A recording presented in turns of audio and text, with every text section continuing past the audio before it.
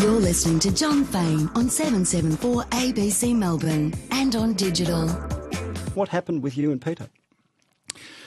Well, look, John, after 35 years of being Peter's best friend, ally and supporter, even I've had enough. Even I'm at my wit's end with Peter. Great day. For 5 years he's been like a bear with a migraine headache, attacking everyone and sundry. So people have just had enough of all this criticism. People being... Well, people in the Liberal Party. People in the... I mean, we're sick of him attacking John Howard. Everywhere he goes, he says, no, Howard's no good.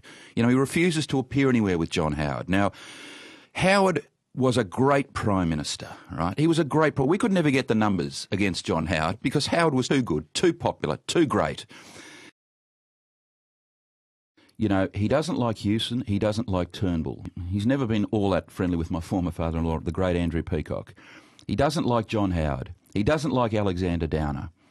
He's been publicly critical of Tony Abbott, calling him a DLP stooge and an economic illiterate. He is not an economic illiterate. He's a Rhodes Scholar, for God's sake. One of the reasons I fell out years ago, Malcolm Turnbull rang me and others and said, I'm new leader, I don't know many people in Victoria, would you be a sounding board? I said, Malcolm, of course I would be. Well, when I told Peter this, he said, no, he didn't like that. You know, why are you helping Turnbull? You know, why does John Howard say nice things about you, Michael, in his book? I said, well, because I used to be friendly with John Howard, Peter. Lunch with Peter is an agony. It's a nightmare. You sit there and listen to him unload on Howard. He's not gracious about John. He's denied having had this meeting with you, or at this meeting having said he wants to go back into federal politics. I've read that. I don't drink, and I'm not suggesting he drank too much at that lunch, but I've got a very clear focus. I know what happened. I know the date. I know where it was. It was in Melbourne. It was in late October. I've got 1,000 Peter Costello confidences, which I've never broken, and wouldn't.